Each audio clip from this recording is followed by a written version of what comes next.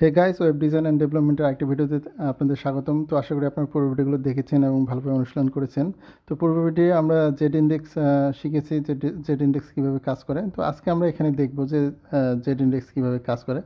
তার আগে আমরা এখানে দেখব যে একটা লিঙ্ক আছে, ডেপ স্টুডিওর যে লিঙ্ক আছে, এটার জন্য স্লাইডারটা ঠিকমতো উপরে বর্ডারটার সাথে ফিক্সড হয় নাই। তো এই লিঙ্কটা আমরা ডিলিট করে দেবো। তাহলে দেখবেন যে স্লাইডারটা সুন্দরভাবে উপরের ইয়েটার সাথে ফিক্সড হয়ে যাবে। তো এটা আমরা সেভ করে আগে চলেন রিফ্রেশ করে দেখি যে এটা ঠিকমতো হলো কি না। দেখেন, আমরা যদি এটা রিফ্রেশ করি, দেখেন উপরের বর্ডারটার সাথে একদম সুন্দরভাবে লেগেছে স্লাইডারটা। এখন আমাদের স্লাইডারটা কিন্তু দেখতে সুন্দর লাগতেছে। তো এখন আমরা কি করব, আমরা কিন্তু মেনুর যে আছে আর কি, ডিপ আছে, সেই ডিপটাকে জেড ইন্ডেক্স বেশি দিব, তাহলে কিন্তু আমাদের অটো হয়ে যাবে যে স্লাইডের উপরে মেনুর চলে আসবে। তো চলেন আমরা মেনুর ডিপ কোনটা এটা দেখে নিই আমরা।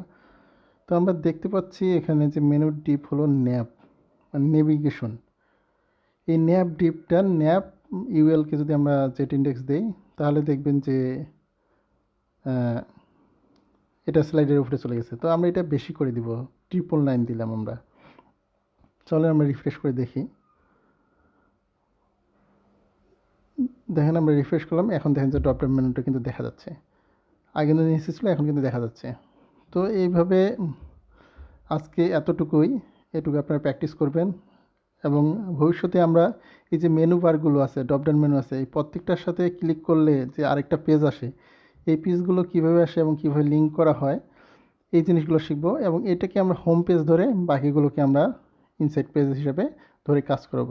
তো ভালো থাকেন, সুস্থ থাকেন, আমার সাথে থাকেন, আশা করি আপনারা পারবেন।